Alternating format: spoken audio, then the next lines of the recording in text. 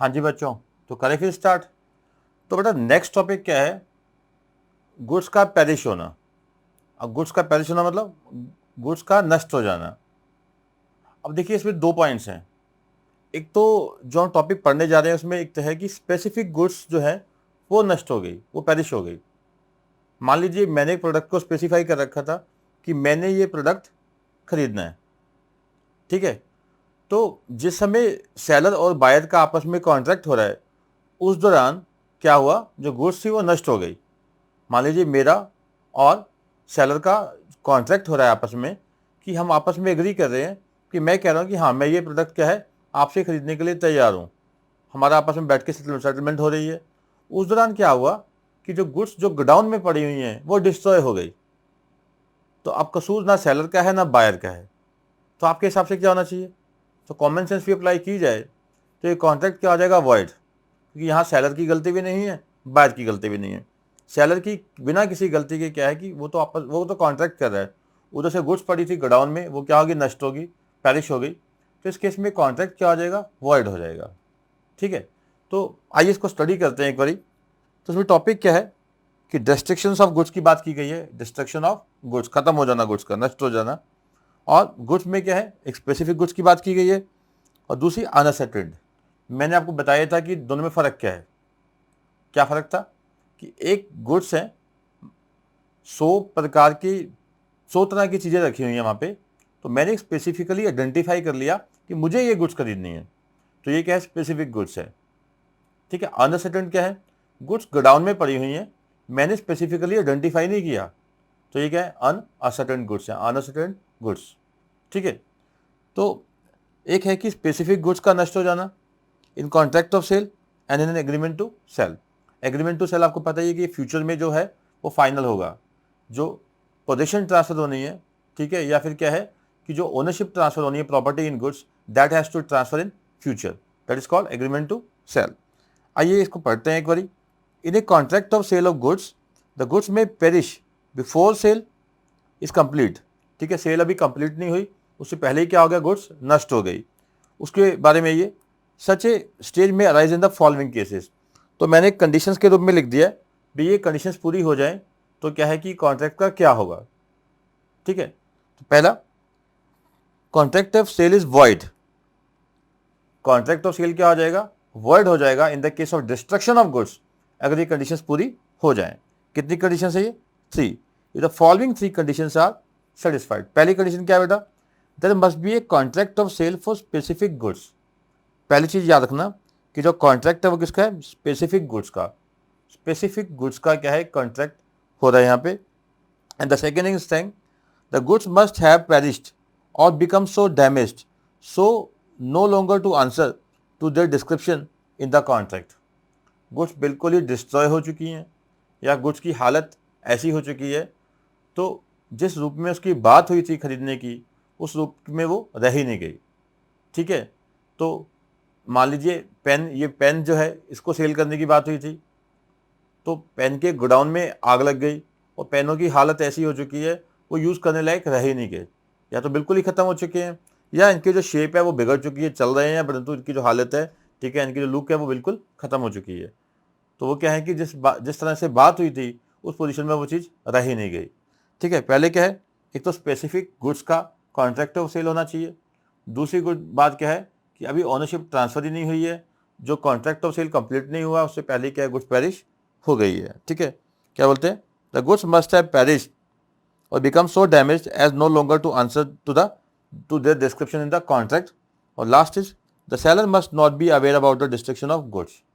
देखिए, अगर सेलर को इस बात का पता है, अगर सेलर को इस बात का पता है कि जो गुड्स पड़ी हैं गोडाउन में वो नष्ट हो चुकी हैं इस समय, और इवन देन वो क्या है कि कॉन्ट्रैक्ट कर रहा है सेल का, तो फिर तो गलती किसकी है? सेलर की है। इन दिस केस सेलर क्या कर रहा है? He is committing fraud. Seller is committing fraud, तो वो लायबल हो जाएगा, तो लायबल हो जाएगा। बट इस केस में क्या है कि सेलर लायबल नहीं है। क्यों? क्योंकि उसकी नॉलेज के बिना, उसकी अवेयरनेस के बिना क्या है कि उसको पता भी नहीं है और उसकी गुड्स जो है वो नष्ट हो चुकी हैं। इस केस में क्या है कि सेलर लायबल बिल्कुल भी नहीं है। ठीक है। फिर क्या कहते हैं? This is based on the rule that mutual mistake of fact, यानी कि पारस्परिक जो भूल हुई है, ना सेलर को पता है और ना बायर को पता है। दोनों को नहीं पता, बट गुड्स क्या हो चुकी हैं, डिस्ट्रॉय हो चुकी हैं, गलती किसी की नहीं है, तो कॉन्ट्रैक्ट क्या हो जाएगा, वाइड। ठीक है, this is based on the rule that mutual mistake of fact essential to the contract renders the contract void. जहां म्यूचुअल मिस्टेक है, और मिस्टेक भी कौन सी है, बायलैटरल, दो तरफा मिस्टेक है, ना सेलर को पता है ना बायर को पता है, तो कॉन्ट्रैक्ट क्या हो जाएगा, वाइड। तो क्लियर हुआ आपको, कॉन्ट्रैक्ट ऑफ सेल है, बट कॉन्ट्रैक्ट ऑफ सेल किसी स्पेसिफिक गुड्स का, स्पेसिफिक गुड्स कौन सी, जो बायर ने गुड्स आइडेंटिफाई कर रखी हैं, स्पेसिफिक गुड्स का कॉन्ट्रैक्ट है, बिना सेलर की अवेयरनेस के गुड्स क्या है, डिस्ट्रॉय हो चुकी हैं। इस केस में क्या होगा, जो कॉन्ट्रैक्ट हो जाएगा ये क्या हो जाएगा, वर्ड हो जाएगा, क्योंकि ये क्या है, म्यूचुअल मिस्टेक है, म्यूचुअल मिस्टेक ऑफ फैक्ट, दोनों किसी बात का उनको पता नहीं है कि गुड्स क्या है, डिस्ट्रॉय हो चुकी हैं। आई think you have got it. आगे चलें, फिर क्या कहते हैं, if the seller was aware. अब देखिए बात तो वही आ गई, अब सेलर को अगर पता है कि गुड्स डिस्ट्रॉय हो चुकी हैं, डिस्ट्रक्ट हो चुकी हैं, उस केस में तब भी वो गुड्स सेल कर रहा है, तो गलती किसकी है, सेलर की। In this case seller will be liable. If the seller was aware of the destruction and still entered into the contract, he is stopped for disputing the contract. He will be denied from disputing the contract. यानी उसको कोई बचा नहीं सकता, वो liable होगा, वो अपनी लिबिलिटी को डिनाई नहीं कर सकता। ठीक है, इस केस में क्या होगा, ही, उसको पता है तो क्या है, इसको सिंपल लैंग्वेज में लिख सकते हैं आप, he can not deny his obligation. ठीक है, जो उसे सेल का कॉन्ट्रैक्ट किया है उसमें वो अपनी ऑब्लिगेशन को डिनाई नहीं कर सकता। उसके बाद क्या है, moreover perishing of goods not only includes loss by theft but where the goods have lost their commercial value. कहते हैं कि ऐसा नहीं कि खाली गुड्स चोरी हो गई तो ही माना जाएगा कि डिस्ट्रॉय हो गई है, बट मान लीजिए गोडाउन में आग लग गई है और गुड्स की हालत ऐसे हो चुकी है कि वो क्या है कि जिस पर्पस के लिए गुड्स खरीदनी थी उस पर्पस के लिए वो रह नहीं गई हैं, या उसकी जो कमर्शियल वैल्यू है वो डिमिनिश काफ़ी ज़्यादा हो चुकी है, तो भी मान लिया जाएगा कि गुड्स क्या है, डिस्ट्रक्ट हो गई हैं। ठीक है, एक एग्जांपल है हमारे पास बेटा, A agrees to sell 50 bags of wheat stored in as godown. उसके गोडाउन में 50 बैग पड़े हैं, उसको बेचने की उसने बात की है। Due to water logging all the goods stored in the godown were destroyed. पानी खड़ा होने के कारण गुड्स सारी खराब हो गई। At the time of agreement neither parties were aware of the fact the agreement is void। Simple, दोनों पार्टीज को पता नहीं है, तो कुल मिला के क्या है कि कॉन्ट्रैक्ट क्या हो जाएगा, वाइड। तो सिंपल क्लियर हो गया। पहली बात, स्पेसिफिक गुड्स का कॉन्ट्रैक्ट है।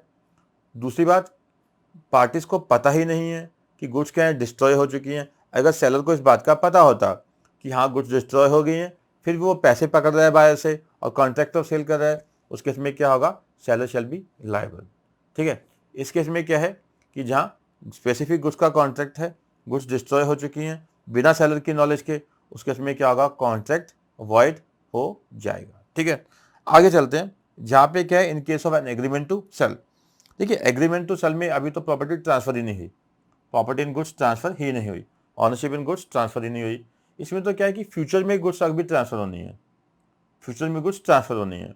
तो इस केस में क्या होगा कि अभी तो ऑनरशिप ट्रांसफर ही नहीं हुई, बट एक जो जिस टाइम ऑनरशिप ट्रांसफर होनी है उससे पहले ही क्या है कि जो गुड्स हैं वो पहले डिस्ट्रॉय हो चुकी हैं, गुड्स क्या है वो अवेलेबल नहीं हो पा रही या डिस्ट्रॉय हो चुकी हैं।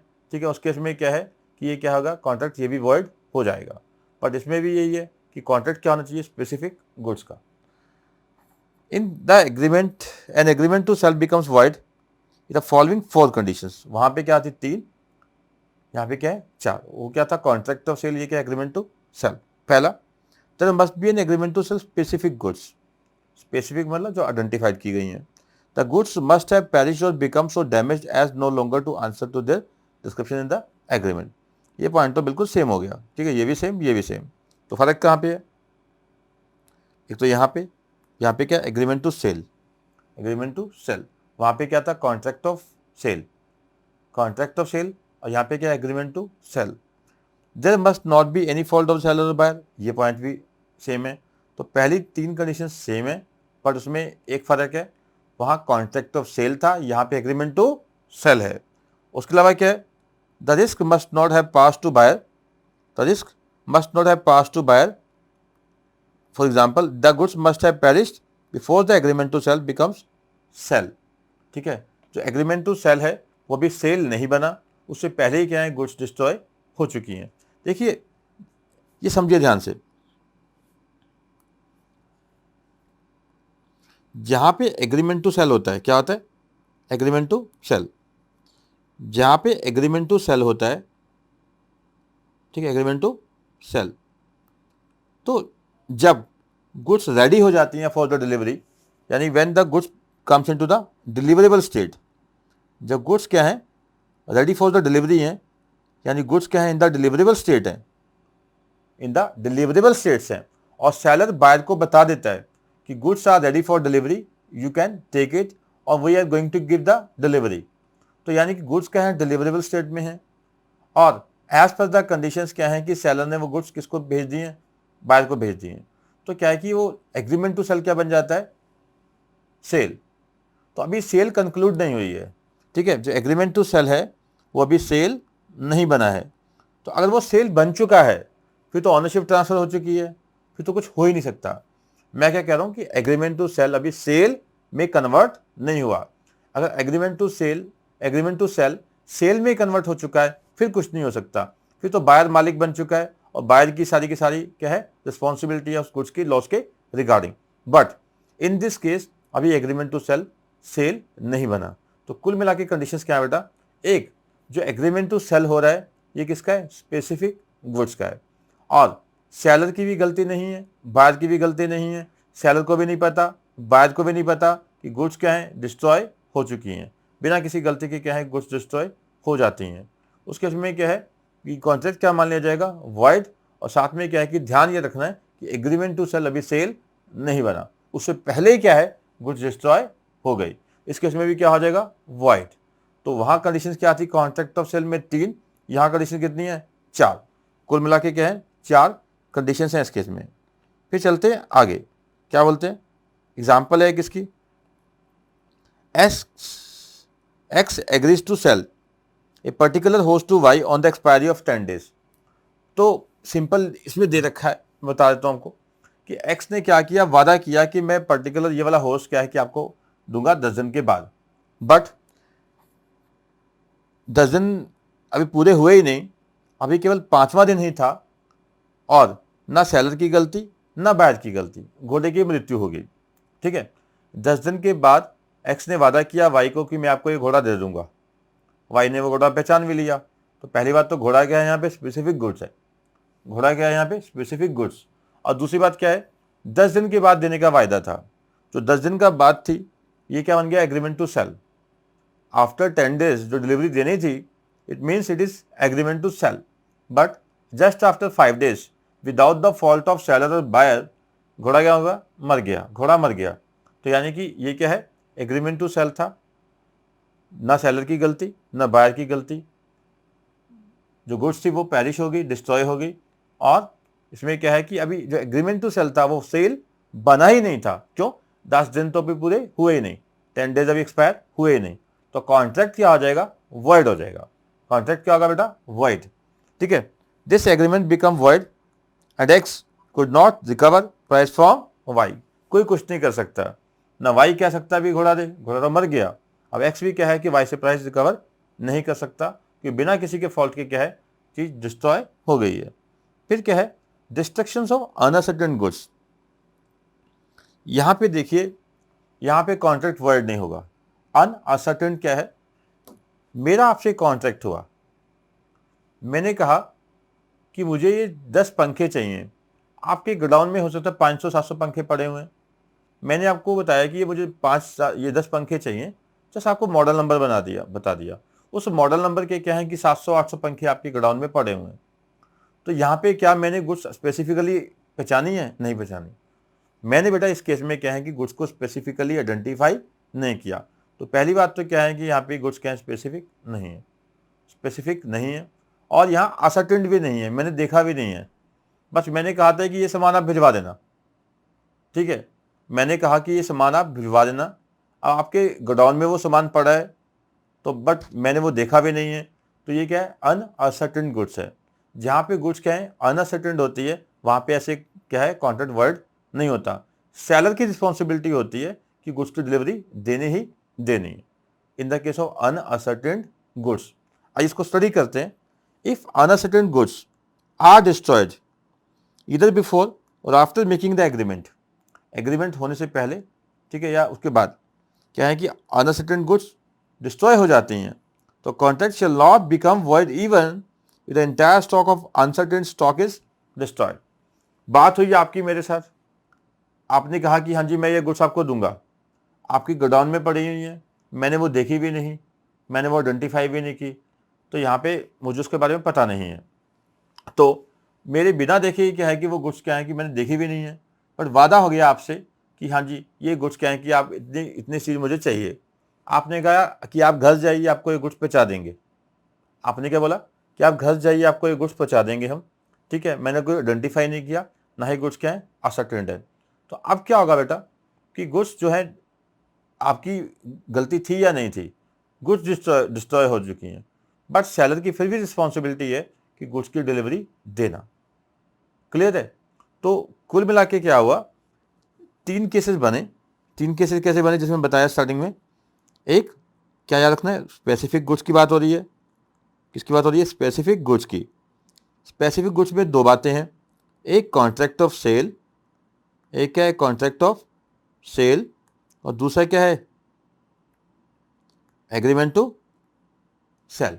ठीक है, यहाँ पे तो दोनों ही केसेस में क्या हुआ था, कॉन्ट्रैक्ट वॉइड हो गए थे। यहाँ पे याद रखनी है 3 कंडीशंस, यहाँ पे क्या थी 4 कंडीशंस। अगला क्या है, गुड्स क्या है अनअसर्टेन्ड है, क्या है अनअसर्टेन्ड गुड्स हैं, अनअसर्टेन्ड गुड्स हैं। ठीक है, यहाँ पे क्या है कि अगर गुड्स बिफोर द एग्रीमेंट है या आफ्टर एग्रीमेंट है डिस्ट्रॉय भी हो जाती हैं, but seller shall still remain liable to deliver the goods to buyer. I think you have got it. उसके बाद है प्राइस।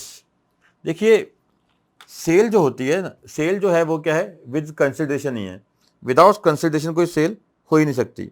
ठीक है, बिना किसी कंसिडरेशन की कोई सेल होती ही नहीं है, बिना कंसिडरेशन की कोई सेल होती नहीं है। तो प्राइस का होना ज़रूरी होता है। ठीक है, प्राइस का होना ज़रूरी होता है यहाँ पे। तो प्राइस में क्या कहते हैं, no sale can take place without a price, thus if there is no valuable consideration to support a voluntary surrender of goods by real owner to the another person the transaction is a gift. ठीक है, अगर मैं आपको कुछ cell कर रहा हूँ तो उसके बदले में मुझे क्या मिलेगा, प्राइस। अगर मैंने फ्री में आपको वो चीज़ दे दी तो this is not sale, this is a gift, this is a gift. और मैंने आपको कोई वस्तु दी, आपने उसके बदले कोई मुझे वस्तु दी, ये भी सेल नहीं है, ये भी क्या है बार्टर सिस्टम है, ये भी क्या है बार्टर सिस्टम है, बार्टर सिस्टम। ठीक है, and is not covered by sales of goods act. Gift जो है आपको बता दूं आपके सिलेबस का ही पार्ट है। गिफ्ट जो है वो टीपीए में आता है 1882। ठीक है, गिफ्ट जो है वो ट्रांसफर ऑफ प्रॉपर्टी एक्ट 1882 में आता है, बट किस चीज़ का गिफ्ट, इमूवेबल प्रॉपर्टी का। ठीक है, इमूवेबल प्रॉपर्टी का। और जो गिफ्ट हैं किस चीज़ के, मूवेबल प्रॉपर्टीज़ के, यानी कि गुड्स के, तो उसके लिए कोई अलग से कुछ भी नहीं है ऐसे लॉ। ठीक है, उसके लिए कोई प्रोटेक्शन नहीं है, उसके लिए कोई प्रोटेक्शन नहीं है।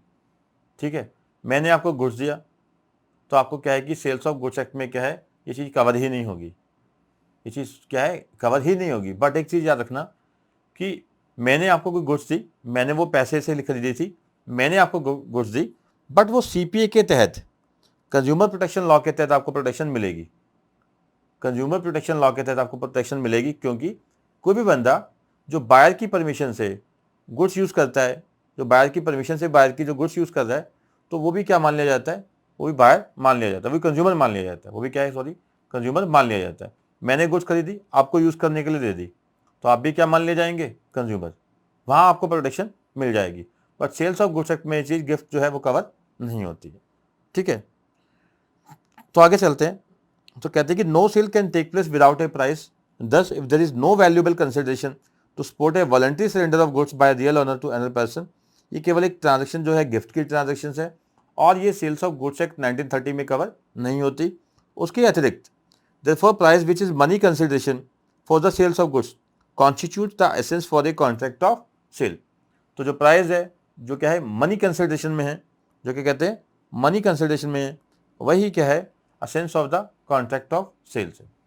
हमने स्टार्टिंग में ही किया था कि जो बेसिक कंडीशंस हैं किसी सेल्स के कॉन्ट्रैक्ट की, सेल्स ऑफ गुड्स की कॉन्ट्रैक्ट की, वहाँ पे क्या थी, एक क्या था याद होगा आपको, एक तो कॉन्ट्रैक्ट क्या होना चाहिए, बायलैटरल, क्या था, एक बायलैटरल कॉन्ट्रैक्ट होना चाहिए, और दूसरी बात थी गुड्स होनी चाहिए, और क्या था बेटा, प्राइस।